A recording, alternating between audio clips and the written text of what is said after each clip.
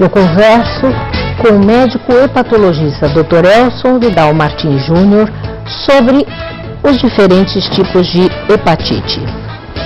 Então, doutor Elson, estávamos falando dos tipos dos efeitos colaterais. Muita gente acaba querendo desistir do tratamento na metade por causa desses efeitos. O que o senhor diria sobre isso? A gente reconhece que existem os efeitos colaterais. Por outro lado, o único jeito que nós temos atualmente de combater essa enfermidade é através do tratamento, né? E a gente tem como acompanhar os pacientes ao longo do tratamento, de monitorar os efeitos adversos. De uma maneira programada, nós realizamos exames laboratoriais e avaliamos os pacientes periodicamente, pelo menos mensalmente, né? E a gente tem como prevenir alguns efeitos colaterais, a gente tem como medicar os efeitos colaterais. É importante que o paciente faça o tratamento que foi planejado em acordo com o médico, né? Cada paciente tem as suas peculiaridades e o principal é que os efeitos colaterais eles são reversíveis a partir do momento que a gente suspende, né, ou encerra o tratamento. A maioria das pessoas recupera rapidamente, cerca de um mês e meio após o término do tratamento. A maioria das pessoas já recuperou peso, já recuperou anemia, enfim, e vai se sentir bem, principalmente quando a gente tem o êxito de conseguir zerar a infecção, de conseguir curar o paciente. Cabe ressaltar que existe cura, né? Essas doenças, elas são curáveis. A gente tem, então, no paciente que termina, por exemplo, o tratamento da hepatite C e que tem uma carga viral negativa 24 semanas após o término do tratamento, a gente considera isso como uma resposta virológica sustentada, que é o equivalente à cura. Que maravilha, hein? Agora, a hepatite C, ela não pega via sexual? A transmissão sexual ela é muito rara, ela eventualmente pode acontecer se a pessoa tiver alguma lesão na área genital e tiver algum sangramento, né? Mas habitualmente existem estudos de casais monogâmicos, né, que ficaram então por um período, sendo acompanhados por um período prolongado, e o índice de contaminação, tanto do marido para a mulher, ou da mulher para o marido, foi muito pequeno. Dentro de casa, a gente tem que ficar mais atento ao uso comum de algum objeto que possa veicular sangue, então, material de manicure, lâmina de barbear, escova de dente, qualquer coisa que eventualmente possa ter alguma contaminação com sangue do que propriamente a contaminação sexual. Esses são os cuidados que as pessoas devem ter, independente se tem alguém com hepatite ou não. Seria não dividir alicate, não dividir aparelho de barbear.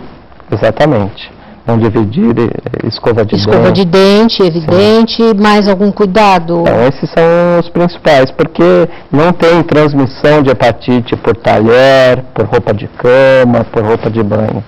Não existe esse tipo Isso para nenhuma hepatite, né? Não. Agora, para hepatite A, seria lavar bem os alimentos, né?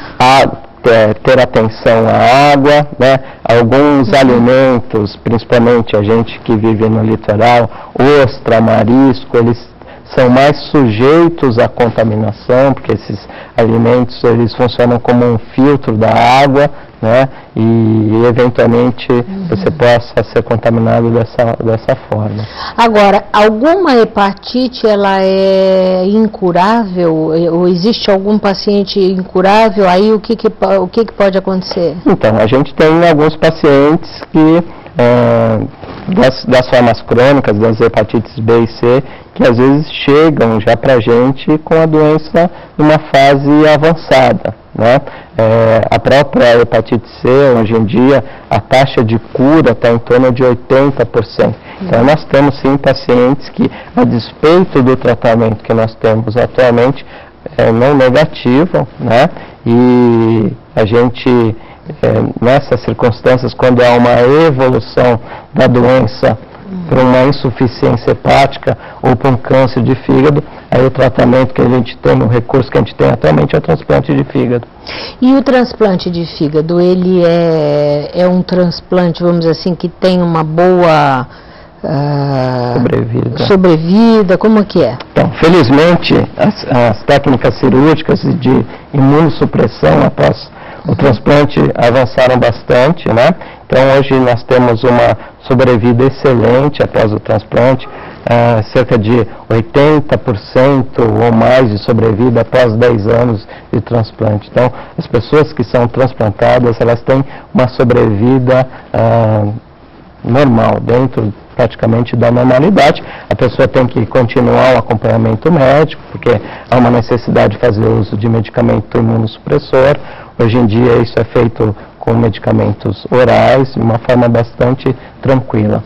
Mas e a compatibilidade? Como é que é? É difícil achar doador? Como que é feito isso? No caso do transplante de fígado, a compatibilidade ela ocorre principalmente por tipagem sanguínea. Ah, é? Então não há tanta dificuldade, né? Os pacientes, eles são referenciados para unidades de transplante, que vão então avaliar a real indicação, a gravidade da doença. Os pacientes são então avaliados através de uma série de exames, e de acordo com a gravidade da sua doença, essas pessoas então vão ter uma pontuação. Quanto maior a pontuação, maior a gravidade, maior é a prioridade dos pacientes na lista de transplante.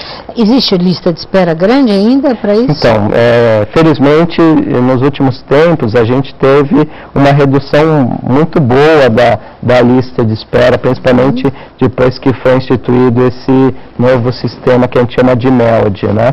É o modelo da pontuação e da prioridade. Antigamente a ordem era cronológica, né? Então tinham pessoas que não estavam tão graves assim, que estavam na frente de pessoas que estavam mais graves. Ah, interessante. Já falamos mais.